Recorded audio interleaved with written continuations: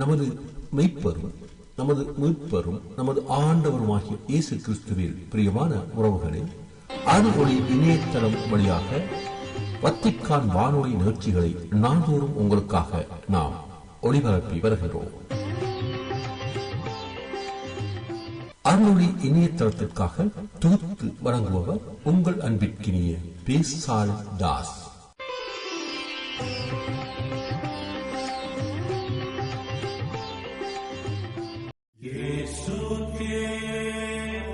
லவ்தேத்தூர் இயேசுஸ் கிறிஸ்துஸ். இயேசு கிறிஸ்துவுக்கு புகழ். தமிழ் கூறும் நல் உலகில் வாழும் அனைத்து அன்பு உள்ளங்களுக்கும் வத்திக்கான் வானொலியின் வணக்கம். இறைவன் உங்கள் உள்ளத்தையும் இல்லத்தையும் தன் அன்பாலும் அருளாலும் அமைதியாலும் இன்றும் என்றும் நிரப்புவாராக.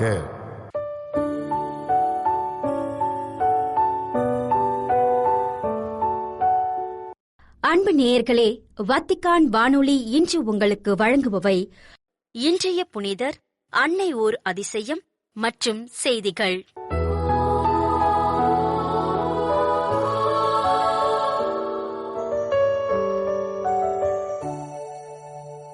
இன்றைய புனிதர்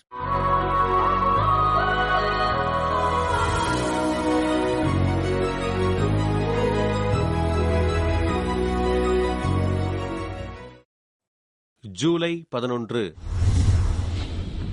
நர்சியா நகர் புனித பெனடிக்ட். இத்தாலி நாட்டின் உம்பிரியா பகுதிக்கு அருகில் உள்ள நர்சியா என்னும் இடத்தில் வளமையான குடும்பத்தில் கிபி 480 ஆண்டு பிறந்தவர்தான் பெனடிக்ட். ரோமையில் கல்வி பயின்ற இவர் உலகின் ஒழுங்கின்மையை கண்டு அஞ்சி கிபி 500 ஆண்டு சுபியாகோ என்ற மலைக்கு சென்று 3 ஆண்டுகள் துறவியாக வாழ்ந்தார். மோன்டே கசினோவில் துறவு மடம் அமைத்த பெனடிக்ட் துறவிகள் வாழ வேண்டிய ஒழுங்குமுறைகளை அமைத்துக் கொடுத்தார். சில துறவிகள் இவரது விதிமுறைகள் பிடிக்காமல் திராட்சை ரசத்தில் விஷத்தை கலந்து கொல்ல முயன்றனர். ஆனால் புனித பெனடிக்ட் ஜெபம் செய்தபோது அக்கோப்பை வெடித்து சிதறியது. மிகுந்த இறை பக்தியுடைய பெனடிக்ட் பிறர் நினைப்பதை அறியும் வரத்தையும் தீர்க்க தரிசனம் உரைக்கும் வரத்தையும் சாத்தானின் தாக்குதலை அறியும் வரத்தையும் பெற்றவராய் திகழ்ந்தார். இவர் எழுதிய துறவற விதிமுறைகள் இன்றும் பல்லாயிரக்கணக்கான துறவற சபைகளில் கடைபிடிக்கப்பட்டு வருகின்றன.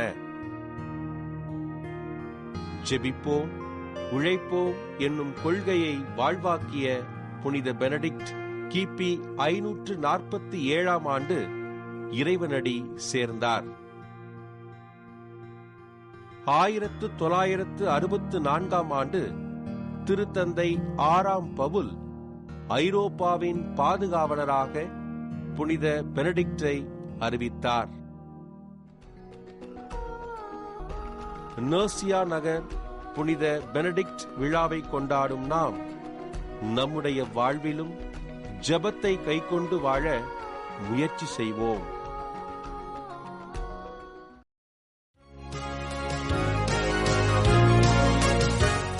அன்னை ஓர் அதிசயம். கார்மேல் அன்னை. புனித விவிலியத்தின் மலைகள் என்பவை வெறும் நிலப்பரப்புகள் அல்ல. அவை இறைவனுக்கும் மனிதனுக்கும் இடையேயான சந்திப்பு நிகழும் புனித இடங்களாக போற்றப்படுகின்றன. சீனாய் மலையில் மோசே இறைவனின் திட்டத்தை பெற்றார். தாபோர் மலையில் இயேசு கிறிஸ்துவின் மாட்சிமை பொருந்திய மாற்று உருவம் வெளிப்பட்டது. கல்வாரி மலையில் மானுட மீட்பிற்காக தியாகம் நிகழ்ந்தது. இந்த வரிசையில் கார்மேல் மலை என்பது இறைவனின் பிரசன்னமும் வல்லமையும் பாதுகாப்பும் ஒரு சேர விளங்கும் ஒரு உன்னதமான இடமாக திகழ்கிறது. இறைவாக்கினர்களின் வரலாற்றிலும் கார்மேல் சபையின் தோற்றத்திலும் இம்மலைக்கு ஈடு இணையற்ற பங்கு உண்டு. எபிரேய மொழியில் கார்மேல் என்ற சொல்லுக்கு அழகிய பூந்தோட்டம் அல்லது இறைவனின் தோட்டம் என்று பொருள். கார்மேல் என்ற சொல் கார் மற்றும் மெல் ஆகிய இரு சொற்களின் இணைப்பாக கருதப்படுகிறது.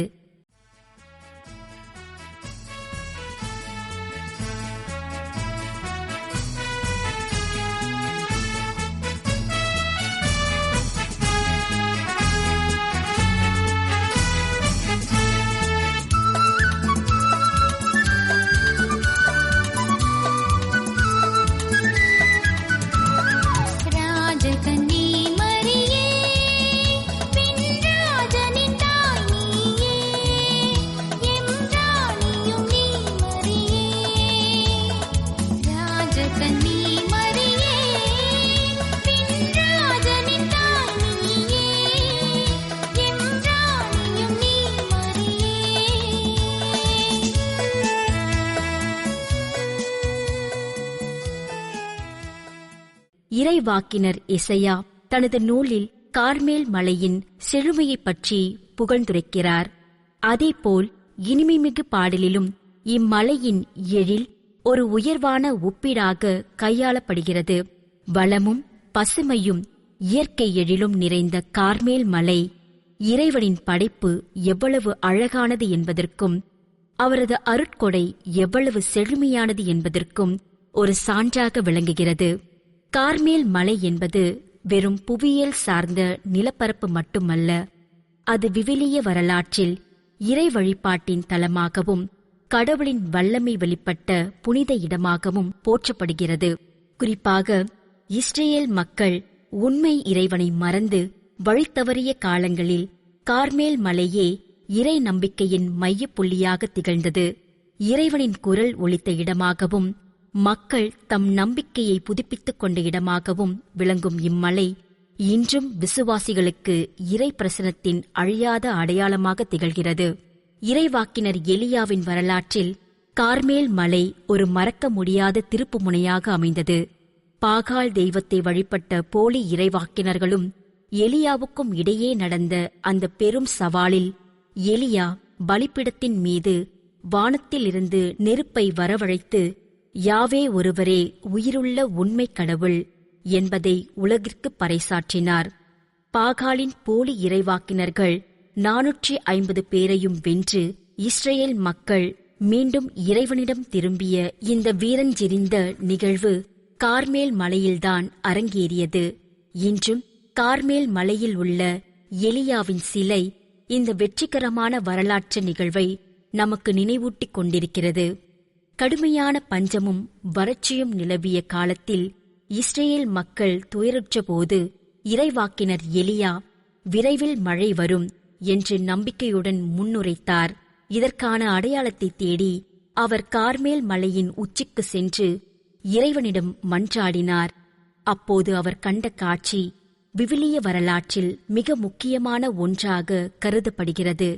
வானம் மேகமூட்டமின்றி தெளிவாக இருந்த நிலையில் எலியா இறைவனின் வல்லமையால் அந்த மழையின் வருகையை முன்கூட்டியே உணர்ந்து மக்களுக்கு நம்பிக்கையூட்டினார். எலியா கார்மேல் மலையில் கண்ட அந்த அடையாளமானது கடலிலிருந்து எழும்பிய ஒரு கையளவு மேகமாகும். உப்பு நீர் நிறைந்த கடலிலிருந்து தோன்றினாலும் அந்த மேகம் தூய்மையான நீரை கொண்டு வந்தது. வறண்ட நிலத்தை பசுமையாக்கப் போகும் மழையாக மாறியது. விவிலிய இறையாளர்கள் இந்த மேகத்தை அன்னை மரியாளுக்குரிய முன்னடையாளமாக கருதுகிறார்கள். பாவம் நிறைந்த இந்த மனுக்குலத்தில் பிறந்தாலும் எவ்விதமான ஜென்ம பாவமும் தீண்டாமல் தூய்மையாக உருவான அமலோற்பவ அன்னை மரியாளின் பிறப்பையே இக்காட்சி முன்கூட்டியே அறிவித்தது. கடலிலிருந்து எழுந்த அந்த சிறு மேகம் எவ்வாறு பெரிய மழையாக மாறி உலகிற்கு வாழ்வளித்ததோ அதுபோலவே அன்னை மரியாள் தனது கருவில் இயேசுவை சுமந்து உலகிற்கு மீட்பை வழங்கினார். கார்மேல் மலையில் எலியாவால் தரிசரிக்கப்பட்ட இந்த மேகம் அன்னை மரியாள் மனுக்குலத்திற்கு அருளப்பட போகும் தீர்க்க தரிசனமாக அமைந்தது. இத்தகைய ஆழமான இறையியல் காரணங்களால்தான் அன்னை மரியாள் கார்மேல் அன்னை என்று அழைக்கப்படுகிறார். மரியாள் கார்மேல் அன்னை என்று அழைக்கப்படுவதற்கான இன்னும் சில முக்கிய காரணங்களை நாம் காண்போம். அன்னை மரியாள் கார்மேல் அன்னை என்று அழைக்கப்படுவதற்கான முதல் காரணம் இறைவாக்கினர் எலியா கண்ட அந்த கையளவு மேகமாகும். கார்மேல் மலையிலிருந்து எலியா கண்ட அந்த தூய மேகம் கன்னியின் வயிற்றில் பிறக்கவிருந்த மீட்பரின் வருகையை உலகிற்கு முன்கூட்டியே அறிவித்த அமல உற்பவத்தின் அடையாளமாகும். இரண்டாம் காரணமாக எலியா காலம் முதல் திருமுழுக்கு யோவான் காலம் வரை கார்மேல் மலையில் தவம் மற்றும் ஜெபத்தில் வாழ்ந்த இறைவாக்கினர்களின் குழுவை குறிப்பிடலாம். அவர்கள் மீட்பரின் வருகைக்காக தலைமுறை தலைமுறையாக அங்கு ஆவலுடன் காத்திருந்தனர். சுவாரஸ்யமான ஒரு ஆன்மீக தகவலின்படி இயேசுவின் வளர்ப்பு தந்தையான புனித யோசேப்பு கார்மேல் மலையில் காத்திருந்த இந்த இறைவாக்கினர் குழுவை சார்ந்தவராக இருந்தார் என்று சில துறவிகளின் எழுத்துக்கள் குறிப்பிடுகின்றன. பெந்தகோஸ்தே நாளில் தூய ஆவியின் வல்லமையை பெற்ற இந்த குழுவினர் பின்னர் கிறிஸ்துவத்தை தழுவினார்கள். இவர்கள் எலியா காட்சி கண்ட அதே கார்மேல் மலையில் அன்னை மரியாளின் பெயரால் ஒரு ஆலயத்தை எழுப்பினார்கள். இவர்களின் வழித்தோன்றல்களே இன்றைய கார்மெல் சபை துறவிகள் ஆவார்கள். மூன்றாவது மிக முக்கிய காரணமாக அமைவது 1251 ஜூலை 16 நிகழ்ந்த வரலாற்று சிறப்புமிக்க காட்சியாகும். கார்மேல் சபையின் தலைமை துறவியான புனித சைமன் ஸ்ட்ரோக் அவர்கள் அன்னை மரியாளிடம் உருக்கமாக வேண்டிக் கொண்டிருந்த போது அன்னை அவருக்கு காட்சி அளித்தார். ஒரு கரத்தில் குழந்தை இயேசுவையும் மறுகரத்தில் குறுந்தோல் அங்கி எனப்படும் ஸ்கேபுலரையும் ஏந்தியிருந்த அன்னை, இதை அணிவோர் மரண வேளையில் என் தனிப்பட்ட பாதுகாப்பை பெறுவார்கள் என்று வாக்குறுதி அளித்தார். அன்னையின் இந்த வாக்குறுதியை நினைவு கூறும் வகையிலேயே ஜூலை 16 கார்மேல் அன்னையின் திருவிழா கொண்டாடப்படுகிறது. ஆரம்பத்தில் துறவிகள் மட்டும் அணிந்து வந்த இந்த குறுந்தோல் அங்கி காலப்போக்கில் சாதாரணமான இறைமக்களும் அணியும் வசதிக்காக சிறிய வடிவில் உத்திரியம் என்று மாற்றப்பட்டது. இது மரண வேளையில் ஆன்மாவுக்கு பாதுகாப்பாகவும் துணையாகவும் இருப்பதால் உத்திரியம் என பெயர் பெற்றது. இது வெறும் ஒரு துணி அல்ல, ஒரு தாய் தன் குழந்தையை அரவணைக்கும் அன்பின் அடையாளம். நான் அன்னை மரியாளுக்கு சொந்தமானவன் என்பதையும் அன்னையின் வழிகாட்டுதலை முழுமையாக ஏற்கிறேன் என்பதையும் பறைசாற்றும் அர்ப்பணத்தின் அடையாளமாக இது திகழ்கிறது. அன்பானவர்களே, கார்மல் அன்னை நமக்கு காட்டும் வழி என்பது தாழ்ச்சி மற்றும் கீழ்ப்படிதலின் வழியாகும். நாம் அணியும் உத்திரியம் நமது இதயத்தின் தூய்மையை நமக்கு நினைவூட்டிக் கொண்டே இருக்கட்டும். மலையின் உச்சியில் இருக்கும் ஒளியைப் போல நமது வாழ்வும் பிறருக்கு நல்வழி காட்டும் ஒளியாக திகழட்டும். அன்னையின் அங்கிக்குள் அடைக்கலம் புகுந்து மீட்பரின் மடியில் இளைப்பாறுவோம். நன்றி.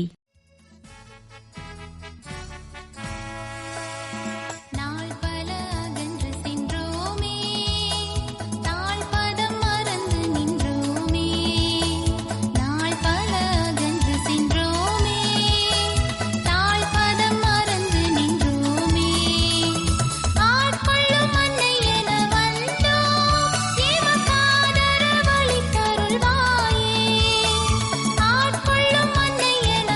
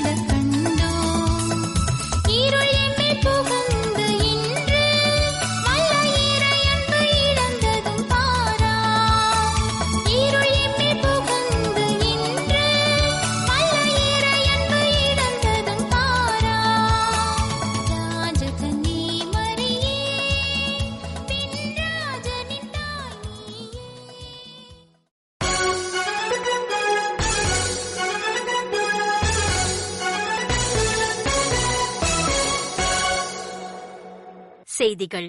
ஜூலை 11 சனிக்கிழமையன்று காஸ்தல் கந்தோல்ஃபோவில் உள்ள திருத்தந்தையரின் கோடை இல்லத்தில் நடைபெறும் சிறப்பு நிகழ்வில் ரோமையில் செயல்படும் சேச சபையினரின் அகதிகள் சேவை மையமான சென்ட்ரோ ஆஸ்தலியின் ஆதரவை பெறும் 13 அகதிகள் திருத்தந்தை அவர்களுடன் இணைந்து சிறப்பு நாளை கொண்டாட உள்ளனர். இந்நிகழ்வில் போர்க்கோ லவ்தாத்தோ சி வளாக பார்வையையும் திருத்தந்தையுடன் பகிர்ந்து கொள்ளும் மதிய உணவும் இடம்பெறுகின்றன.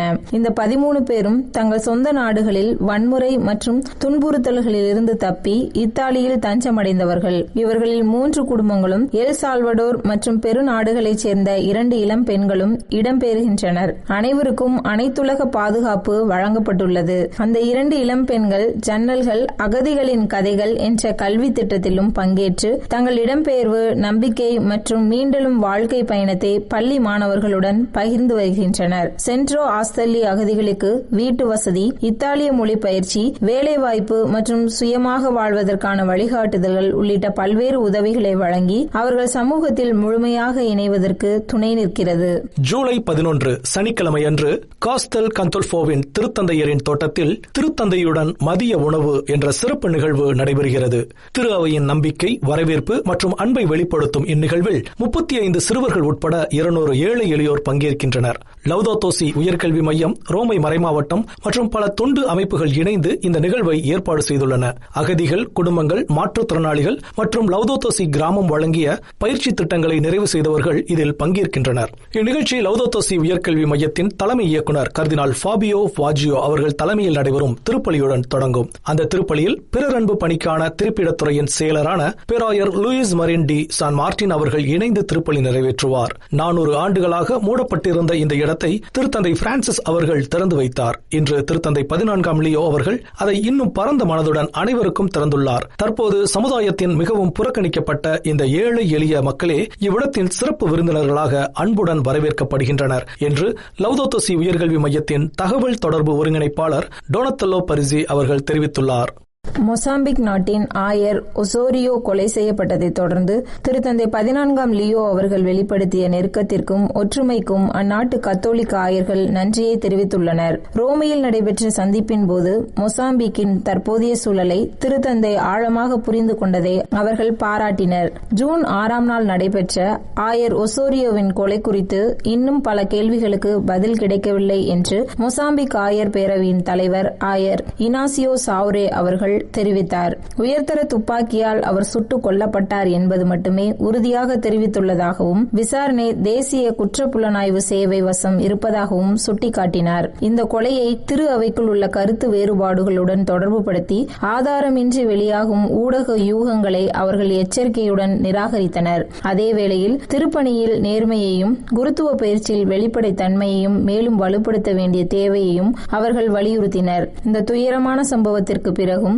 உண்மை, நல்லிணக்கம் மற்றும் ஒற்றுமையின் வழியாக திரு அவை மேலும் வலிமை பெறும் என்ற நம்பிக்கையை ஆயர்கள் வெளிப்படுத்திய அதேவேளை ஆயர் ஒசோரியோ நம்பிக்கையின் மறைசாட்சியர் என்று ஆயர் சாவ்ரே அவர்கள் குறிப்பிட்டார்.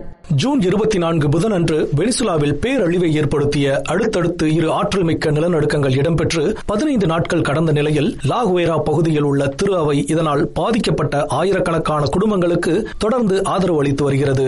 இந்த நிலநடுக்கத்தை மிகப்பெரிய சேதத்தை ஏற்படுத்திய அழிவு என்று விவரித்த மரியாவின் மாசற்ற இதயம் பங்கின் பங்கு தந்தை அந்தோனியாரெல்லா அவர்கள் சில பகுதிகள் போர்க்களங்கள் போல காட்சியளிப்பதாகவும் கட்டிடங்கள் முற்றிலும் இடிந்துள்ளதாகவும் தெரிவித்துள்ளார். மேலும் உயிரிழந்தவர்களுக்காக துக்கத்தில் ஆழ்ந்துள்ள மக்கள் மத்தியில் பல குடும்பங்கள் இன்னமும் காணாமல் போன தங்களது அன்புக்குரியவர்களை கண்டுபிடித்து விடலாம் என்ற நம்பிக்கையில் இருக்கின்றனர் என்றும் அவர் தெரிவித்துள்ளார். இந்த மனரீதியான துயரத்துடன் சேர்த்து பல வணிக நிறுவனங்கள் மூடப்பட்டு கிடப்பதால் உயிர் வளைத்தவர்கள் உணவு, தூய்மையான குடிநீர் மற்றும் நிலையான வருமானம் ஆகியவற்றின் பற்றாக்குறையையும் எதிர்கொண்டு வருகின்றனர். பங்கு ஆலயம் சிறிய அளவிலான பாதிப்பை மட்டுமே சந்தித்திருந்தாலும் அது ஒரு முக்கிய நிவாரண மையமாக மாறியுள்ளது. இது அருட்பணியாளர்கள் ஒன்று கூடும் இடமாகவும் மனிதநேய உதவிகளை பகிர்ந்தளிக்கும் மையமாகவும் செயல்பட்டு வருகிறது. இத்துடன் வத்திக்கான் வானொலியின் தமிழ் ஒளிபரப்பு நிறைவு பெறுகிறது. உங்கள் செவிமடுத்தலுக்கு நன்றி. தொடர்ந்து வத்திக்கான் வானொலியுடன் இணைந்திருங்கள். இறையாசிர் பெறுங்கள். இதுவரையும் நீங்கள் செவியுற்றது வத்திக்கான் வானொலியின் இன்றைய நிகழ்ச்சிகள். மீண்டும் மற்றொரு வத்திக்கான் வானொலி நிகழ்ச்சியில் உங்கள் அனைவரையும் சந்திக்கும் வரை அன்பு விடைபெற்றுச் செல்வது உங்கள் அன்பின் பேசாலை தாஸ்.